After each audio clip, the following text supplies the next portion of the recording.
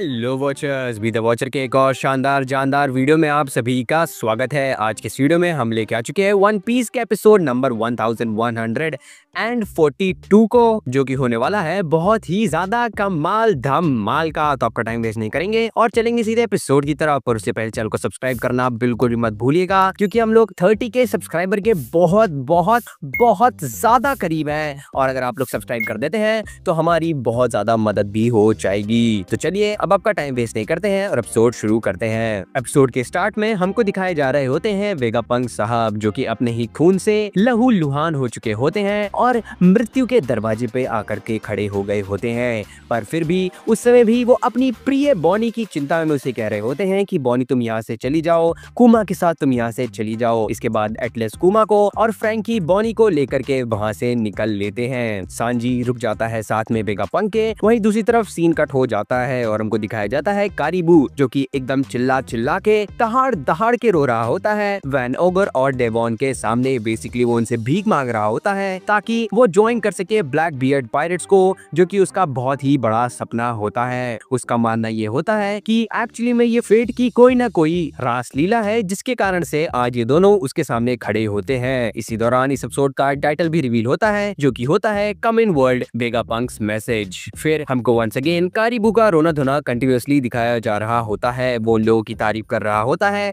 और बता रहा होता है कि कैसे वो बहुत ही लंबे समय से इंतजार कर रहा था किसी दिन ब्लैक बियर्ड पायरेट से मिलने का। वो चाहता है कि ब्लैक बियर्ड से इंट्रोडक्शन ये दोनों लोग उसका करा दें और ज्वाइन करवा दें इसको टीच समा यानी कि ब्लैक बियर्ड के अंडर में। ये सब सुनते सुनते हमारा वैन ओगर बहुत ही ज्यादा सखिया जाता है और वो अपनी बंदूक तान के खड़े हो जाता है कारीबू के सामने उसका गेम बजा देने के लिए। पर फिर भी वो इतना ज्यादा रोना गाना कर रहा होता है कि ये दोनों लोग उसको फिलहाल के लिए तो नहीं मार रहे होते हैं। पर ये दोनों लोग चिंतित होते हैं कि ये बंदा भले ही पायरेट है, पर ये आइलैंड तो गवर्नमेंट्स का है, तो क्या पता ये एक असासिन हो जो कि ब्लैक बियर्ड के नजदीक जाके उसकी टिंचिकटैया करना चाहता हो। वहीं दूसरी तरफ कारीबू का ये कहना होता है कि प्लीज मुझे मत मारो, बल्कि एक्चुअली अगर तुम लोग मुझे मार दोगे तो इवेंचुअली एक दिन ब्लैक बियर्ड ही तुम्हें बहुत अच्छे तरीके से पिटाई छटाई करके पीट पाट देगा। और वो ऐसा इसलिए कह रहा होता है क्योंकि उसके पास एक बहुत ही इंपॉर्टेंट इंफॉर्मेशन होती है जो कि किसी और के पास नहीं होती है। डेवॉन का मानना ये होता है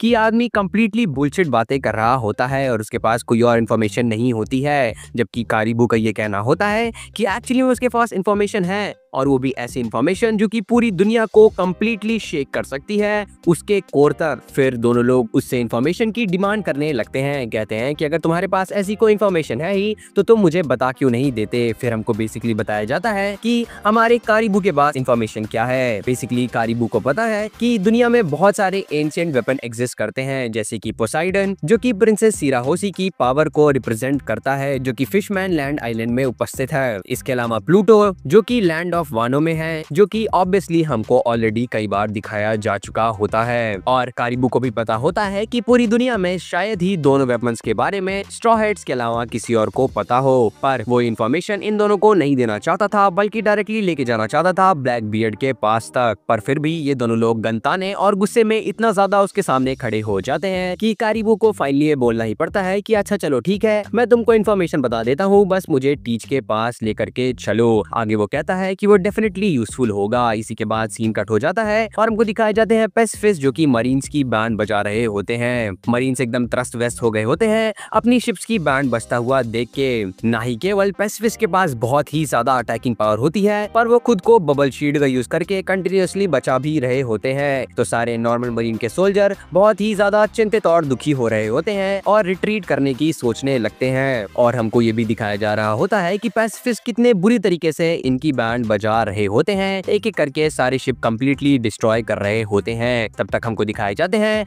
वाइस एडमिरल डोबरमैन भाई साहब, जो कि चिल्ला रहे होते हैं कि कैसे सारी शिप्स को कोस्ट से काफी दूर लेके चलने का समय आ चुका है और कैसे अब उनको डिसएंगेज करना चाहिए पैसिफिस्ट से, नहीं तो पैसिफिस्ट उनकी बैंड बजा देंगे। बारी बारी हमको और भी वाइस एडमिरल्स दिखाए जाते हैं और उनके ओपिनियन सुनाए जाते हैं, जहां पर हमारी ब्लू ग्रास का मानना ये होता है कि एक्चुअली में पैसिफिस्ट से तो लड़ना ही नहीं चाहिए, क्योंकि इनसे जीतना भी हमारा हमारी हार होगी, क्योंकि वंस अगेन पैसिफिस्ट हमारे ही हैं, और अगर हम इनसे हार जाएंगे तो वो इनजस्टिस होगा, क्योंकि हम लोग नेवी के साथ हैं, हम लोग नेवी वाले हैं। हमको वाइस एडमिरल अर्बन भी दिखाया जाता है, जिसको अभी भी न्यूज मिली होती है जायंट्स के आने का, और ये लोग इतने अनएक्सपेक्टेड इवेंट को जानने के बाद समझ नहीं पा रहे होते हैं कि उनको क्या करना चाहिए। वाइस एडमिरल हाउंड का ये मानना होता है कि अब उनको बस्टर कॉल को कॉल ऑफ कर देना चाहिए, पर ऑब्वियसली वो इतना पॉसिबल नहीं होता है। वही दूसरी तरफ गिलेटिन कंप्लीटली डॉक्टर वेगापंक को दोषी समझ रहा होता है इन सब चीजों का, क्योंकि उसी ने क्रिएशन किया होता है पैसिफिस्ट का, और उसी के कारण ये सब हो रहा होता है।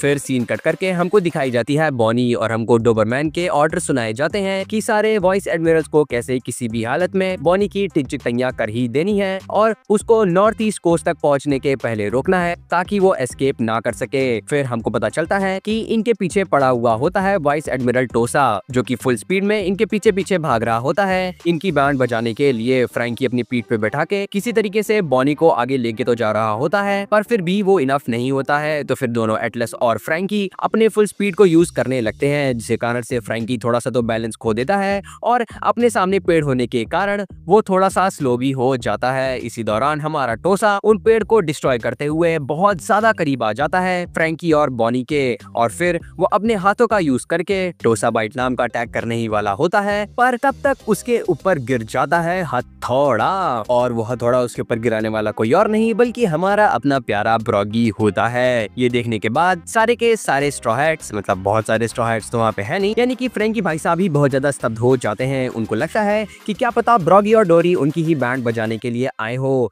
वहीं दूसरी तरफ हमारी बॉनी बिटिया, जो कि पहली बार जायंट्स को देख रही होती है, वो कम्प्लीटली सदमे में चली जाती है। ये लोग बहुत ही ज्यादा डरे हुए होते हैं और सोच रहे होते हैं कि इस आइलैंड पे जायंट्स क्या कर रहे हैं। तब तक ब्रॉगी इन लोगों से बात करते हुए बोलने लगता है कि तुम लोग कौन हो, मैं तुम लोग को पहचान नहीं पा रहा हूँ। जिसके बाद ये लोग अपनी अपनी आइडेंटिटी बताते हैं। साथ ही में हमको ये भी पता चलता है, जो कि हमको ऑलरेडी पता होता है, पर फ्रैंकी को पता चलता है कि बेसिकली ये लोग स्ट्रॉ हैट्स के कैप्टन यानी कि लूफी को अपने साथ लेके आने के लिए आए होते हैं, क्योंकि उसके लिए बहुत ही ज्यादा ग्रेटिट्यूड ये लोग अपने दिल में रखते हैं। ये सुनने के बाद कि ये दोनों लोग एलाई हैं उन लोगों के, फ्रैंकी बहुत ही ज्यादा खुश हो जाता है। फिर सारे पायरेट्स धीमे धीमे चारों लोगों को अपने अपने हाथों में उठाते हैं और लेके जाने लगते हैं उनको आगे। वहीं दूसरी तरफ हमारे ब्रॉगी और डोरी को ये भी पता चल चुका होता है कि वेगापंक, सांजी और लूफी, जो कि आइलैंड के सेंटर पे हैं, उनको रेस्क्यू की जरूरत होती है। तो वो लोग भी अपने तरीके से आगे बढ़ने लगते हैं। बाकी सारा पायरेट क्रू फ्रैंकी और बाकी सब लोगों को रीअश्योर करता है कि ब्रॉगी और डोरी सब कुछ संभाल लेंगे,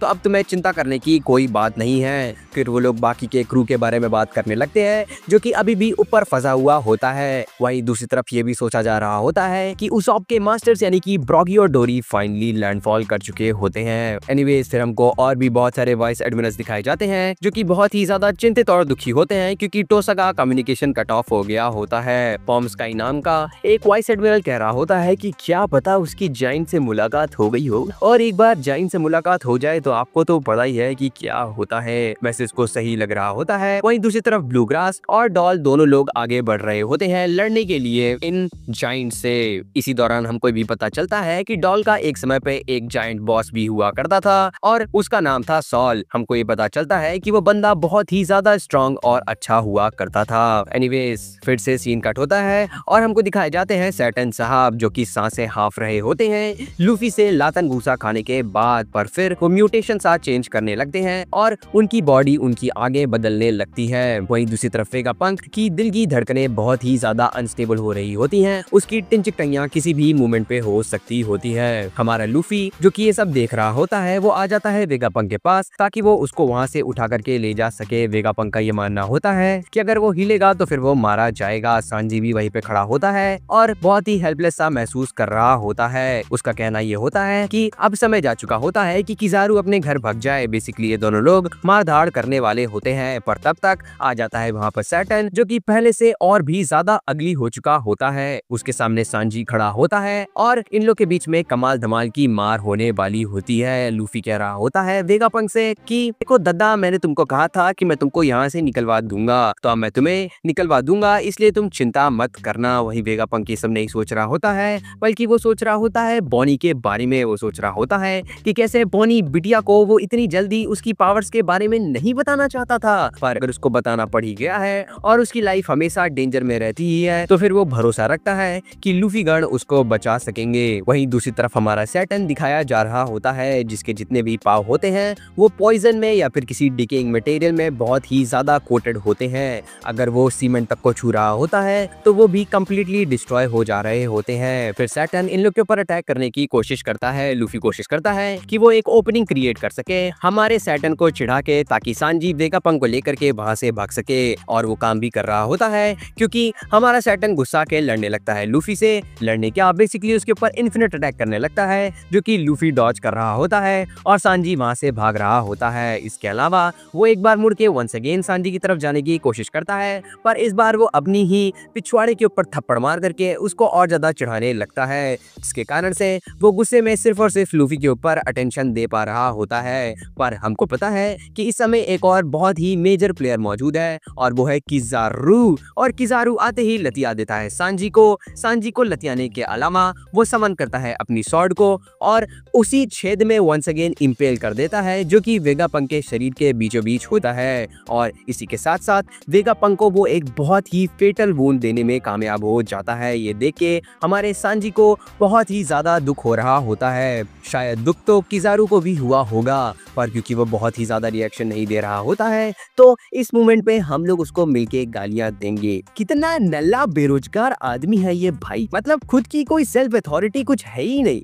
वर्ल्ड गवर्नमेंट ने कह दिया, सैटर्न ने कह दिया तो करना है। अरे खुद से यार छोड़िए, ये लोग विलेंस है, अब विलेंस नहीं बुरा काम करेंगे तो कौन बुरा काम करेंगे। कहानी पे वापस आते हैं। वेगापंक जिसकी धड़कनें ऑलरेडी बहुत ही ज्यादा अनस्टेबल होती हैं वो और ही ज्यादा घटने लगती है। सांजी बहुत ही तव्वा के किजारू के सामने उसके पास बढ़ने लगता है, पर वो उसको पास करके वेगापंक के पास पहुंच जाता है और उसकी बॉडी को लेके भागने लगता है। किजारू अब बिल्कुल भी मूव नहीं कर रहा होता है। किजारू वंस अगेन मूव करने के लिए तैयार हो जाता है और जाने लगता है पीछे पीछे सांजी के, पर तब तक लूफी फाइनली सठिया जाता है। सठियाने के बाद वो बेसिकली बहुत ही ज्यादा बड़ा हो जाता है और पकड़ लेता है किजारू को एक हाथ से और दूसरे हाथ से कंप्लीटली संभाल लेता है सैटर्न को और उन दोनों को कहता है कि तुम दोनों यहाँ से नहीं भागने वाले हो। वेगापंक लूफी को पीछे से देख रहा होता है और वो उसकी स्ट्रेंथ, उसकी इमेज को देख के शायद थोड़ा सा तो इम्प्रेस होता है, इसी कारण से वो मुस्कुरा रहा होता है। पर इवेंचुअली उसकी हार्ट बीट जो कि बहुत ही ज्यादा अनस्टेबल हो चुकी होती है वो कंप्लीटली खत्म हो जाती है। सांजी जो कि ये सब देख रहा होता है अपने ही हाथों में वेगापंक को लिए हुए वो उसको जगाने की पूरी कोशिश कर रहा होता है, पर उसकी कोशिश नाकामयाब होती है। फिर हमको ये पता चलता है कि बेसिकली वेगापंक के पास एक कंटिजेंसी प्लान था कि अगर उसकी मृत्यु हो जाती है तो पूरी दुनिया के लिए एक टेलीकास्ट करेगा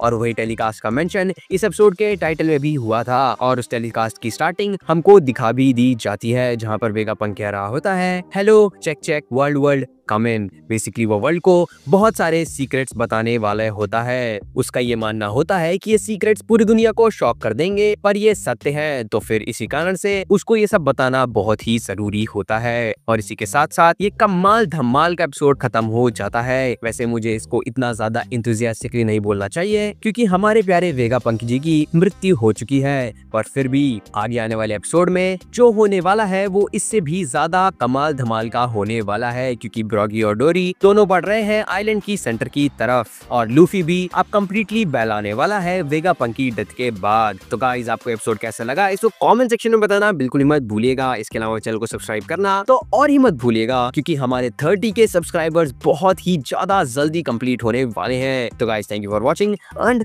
बी द वॉचर।